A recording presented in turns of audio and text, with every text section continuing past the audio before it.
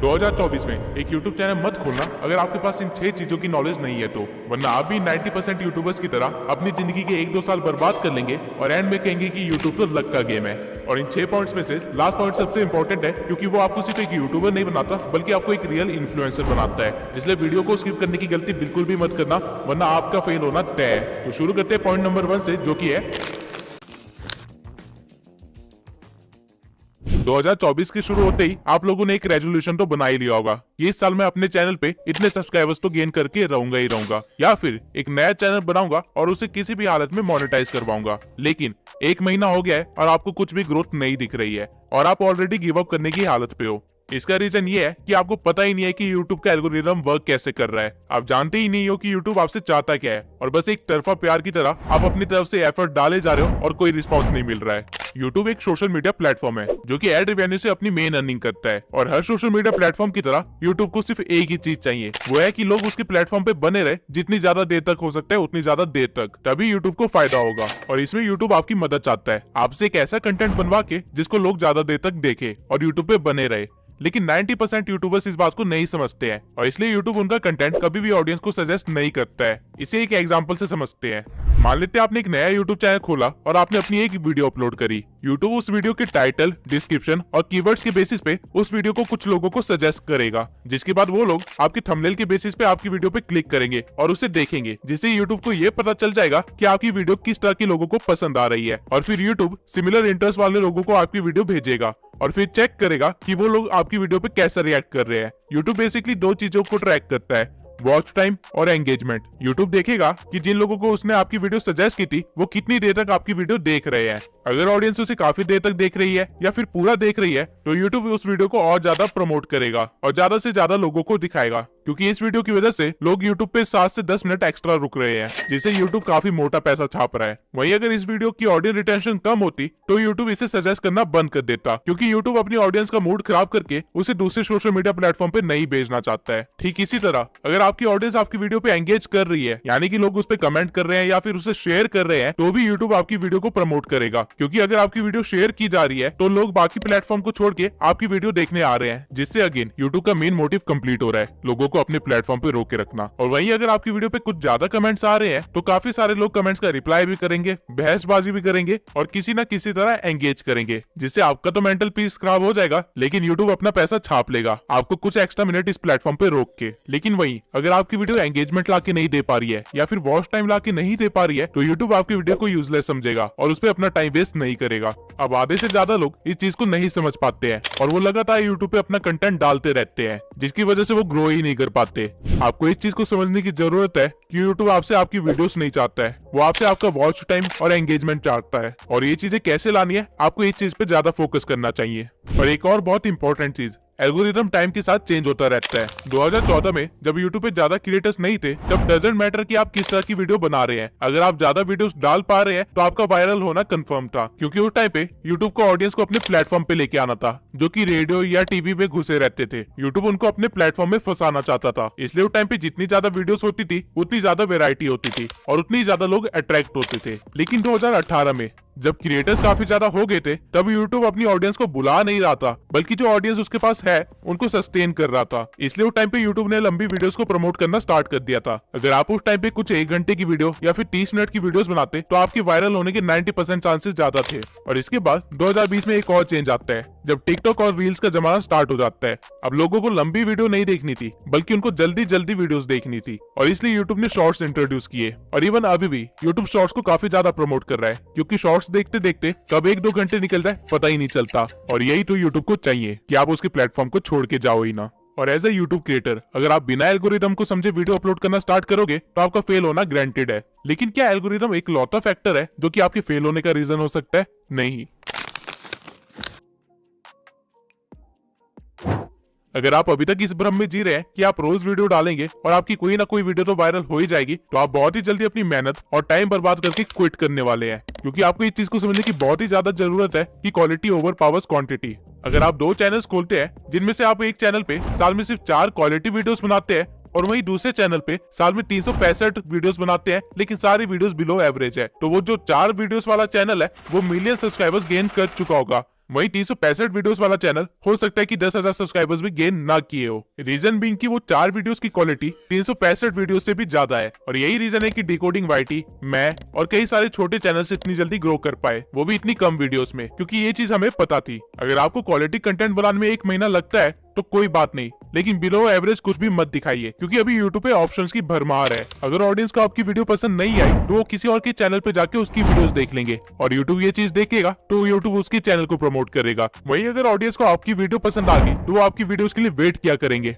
और यूट्यूब इस चीज को भी देखेगा और फिर वो आपके चैनल को भी प्रमोट करेगा। लेकिन वीडियोस की क्वालिटी बढ़ाए कैसे? तो वीडियोस की क्वालिटी बढ़ाने के लिए आपको कोई महंगे गैजेट्स की जरूरत नहीं है, बल्कि आपको सही टेक्निक्स की जरूरत है, जिससे कि आप सही स्क्रिप्टिंग, वॉइस ओवर और एडिटिंग कर पाओ। अब ऑल्दो और भी कई सारे फैक्टर्स होते हैं जो कि क्वालिटी कंटेंट बनाने के लिए इंपॉर्टेंट होते हैं, लेकिन ये 3 चीजें बेसिक है। और अगर आपको इसको अच्छा करना है तो आप मेरी how to grow on YouTube playlist देख सकते हैं, जहाँ पे मैंने हर एक पॉइंट को अच्छे से डिटेल में एक्सप्लेन किया हुआ है। और जब आप ये प्लेलिस्ट देख के ग्रो हो जाएंगे तब आपको रियलाइज होगा कि आप वो सारी गलतियां करने से बच गए जो कि हमने सालों तक की थी। लेकिन सिर्फ क्वालिटी कंटेंट और एल्गोरिदम को समझने से आप अपने चैनल को फेल होने से नहीं बचा सकते हैं, क्योंकि यूट्यूब अगर आपकी वीडियो ऑडियंस तक पहुंचाएगा ही नहीं, उसे इंप्रेशंस देगा ही नहीं, तो वीडियो का आप क्या ही करोगे।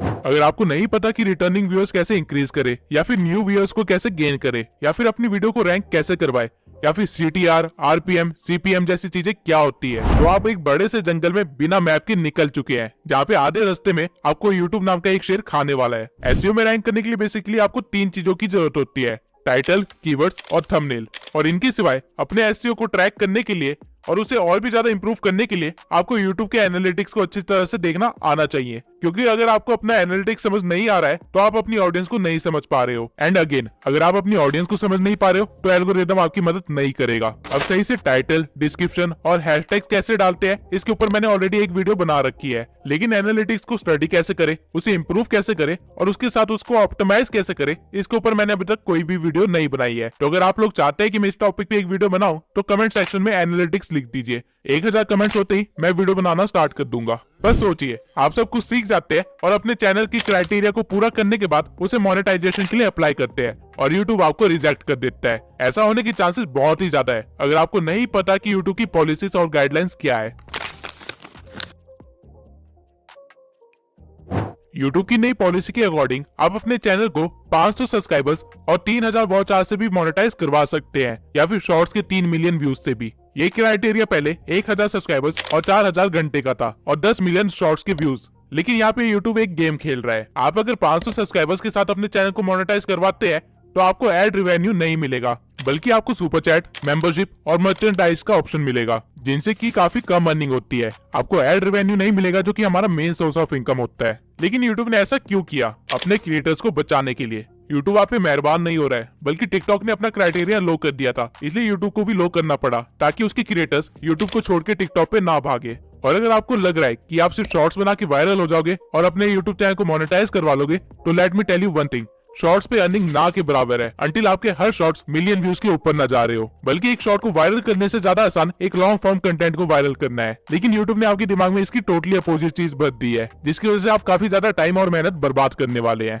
अगर आपको सिर्फ वायरल होना है तो शॉर्ट्स आपके लिए सही चीज है, लेकिन आप अगर यूट्यूब पे एक करियर बनाना चाहते हैं और यहाँ से अर्निंग करना आपका मेन गोल है, तो आपके लिए शॉर्ट्स सही चीज नहीं है। इसके सिवाय एआई के ट्रेंड में होने के कारण यूट्यूब ने एआई से रिलेटेड भी काफी सारी पॉलिसीज निकाली है, लेकिन इन पॉलिसीज में कहीं पे भी एआई वॉइस यूज करने से मना नहीं किया गया है, अंटिल आप किसी और की वॉइस को क्लोन करके अपनी वीडियो बना रहे हो। अगर आप 11 लैब जैसी किसी वेबसाइट से अपनी वॉइस जनरेट करवा रहे हो तो कोई प्रॉब्लम नहीं है, लेकिन अगर आप उसको बोलते हो कि डोनाल्ड ट्रंप जैसी वॉइस को क्लोन करके आपकी वीडियो बनाए, तो आपके लिए एक प्रॉब्लम है। सेम वे में अगर आप एआई से कोई वीडियो जीरो से एडिट करवाते हो तो कोई प्रॉब्लम नहीं है, लेकिन अगर आप किसी और का कंटेंट उठा के उसे एआई में डाल के कुछ और बनवाते हो और फिर उसे यूट्यूब पे अपलोड करते हो, तो आपके लिए एक बहुत ही बड़ी प्रॉब्लम है। और इवन आप एआई की वॉइस को भी लगातार यूज नहीं कर सकते हो डायरेक्टली, वरना वो रीयूज कंटेंट में आ जाएगा। आपको अपनी वॉइस को थोड़ा सा एडिट करना पड़ेगा। ठीक इसी तरह कॉपीराइट क्या है, इससे कैसे बचा जाता है और सही तरीके से किसी को एट्रीब्यूट्स कैसे दिए जाते हैं ताकि कभी लीगल केस में ना फंसे, इन सब की नॉलेज होना बहुत ही जरूरी है। वरना मैं ऐसे भी कई क्रिएटर्स को जानता हूँ जिनके मिलियंस में सब्सक्राइबर्स थे, लेकिन ये पॉलिसी गाइडलाइंस को वायलेट करने की वजह से रातों रात उनका चैनल गायब हो गया। कॉपीराइट के ऊपर मैं अलग से एक डेडिकेटेड वीडियो जरूर बनाऊंगा, क्योंकि ये एक बहुत ही बड़ा टॉपिक है और साथ में काफी कॉम्प्लेक्स भी है। आप कह सकते हैं कि इसको समझाने के लिए एक लॉ की डिग्री होना बहुत ही जरूरी है, क्योंकि यूट्यूब की कॉपीराइट पॉलिसी यूएसए के एक्ट के अकॉर्डिंग चलती है। लेकिन इससे डरने की कोई भी बात नहीं है, बस आपको थोड़ी सी नॉलेज होनी चाहिए ताकि आपका करियर बच सके।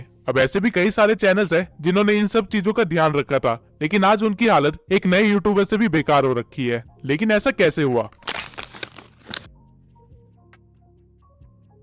यूट्यूब एक रियल बिजनेस है और हर बिजनेस की तरह यहाँ पे भी कंपटीशन है, और अगर आप अपने कंपटीशन को नहीं भाप पाए तो आपका कंपटीशन आपको खत्म कर देगा। और कुछ ऐसा ही हुआ है जुन्नू की टेक और फैक्ट टेक के साथ। और ये प्रॉब्लम आपको सिर्फ तब नहीं आएगी जब आप ग्रो कर चुके होगे, बल्कि आप जब ग्रो करने की कोशिश कर रहे होगे तब आपको रियलाइज होगा कि आपसे बेहतर चैनल्स आपके बिल्कुल बगल में ही खड़े हैं और आपसे कम्पीट कर रहे हैं। और अगर आपको उनको पीछे छोड़ना है तो आपको कुछ ऐसा करना पड़ेगा जो कि कोई और नहीं कर रहा है, वरना आप भी उन 90% यूट्यूबर्स की तरह इस कंपटीशन में दब के खत्म हो जाओगे। अब अगर आप सोच रहे हैं कि मैं नीश ही ऐसे सिलेक्ट करूंगा जिसमें कंपटीशन ना के बराबर हो, तो आप बहुत ही गलत हो, क्योंकि ऐसी कोई भी नीश नहीं है जिसमें कंपटीशन ना हो। आप कुछ भी इमेजिन कर सकते हैं और जब आप सर्च करेंगे तो आपको उसमें कंपटीशन मिलेगा ही मिलेगा। तो कंपटीशन से बचे कैसे? इसका सिर्फ एक ही तरीका है कि आपको ट्रेंड के साथ चलना पड़ेगा, एडेप्टेशन करनी पड़ेगी और साथ में अपनी एक यूनिक आइडेंटिटी बिल्ड करनी पड़ेगी। इवन हमारी नीश में भी काफी सारे क्रिएटर्स 5 साल से भी पहले बैठे हुए हैं, लेकिन पिछले 1 साल में एक नया ट्रेंड आया है जिसकी वजह से इन बड़े क्रिएटर्स को भी मुश्किल का सामना करना पड़ रहा है। वो है एडिटिंग का ट्रेंड। ये सारे क्रिएटर्स अपनी फेस कैम वाली वीडियोस को हटा के अब एक व्हाइट बोर्ड पे आ गए हैं, जहाँ पे ये व्हाइट बोर्ड पे सारी चीजें एक्सप्लेन कर रहे होते हैं। लेकिन नए ट्रेंड में जहाँ एडिटिंग के थ्रू हर चीज को एक्सप्लेन किया जा रहा है, उसे ये अडेप्ट नहीं कर पाए, जिसकी वजह से छोटे चैनल्स भी इनसे ज्यादा व्यूज ले जा रहे हैं। और ठीक इसी तरह छोटे चैनल्स में भी कॉम्पिटिशन काफी ज्यादा बढ़ गया है, जहाँ पे ग्रो करने के लिए आपको कुछ यूनिक करना पड़ेगा। और वो कोई भी छोटी सी चीज हो सकती है, चाहे आपके बोलने का तरीका हो सकता है, आपकी स्क्रिप्टिंग का स्टाइल हो सकता है, या फिर मेरी तरह एक एआई अवतार हो सकता है, लेकिन कुछ अलग जो कोई और ना कर रहा हो।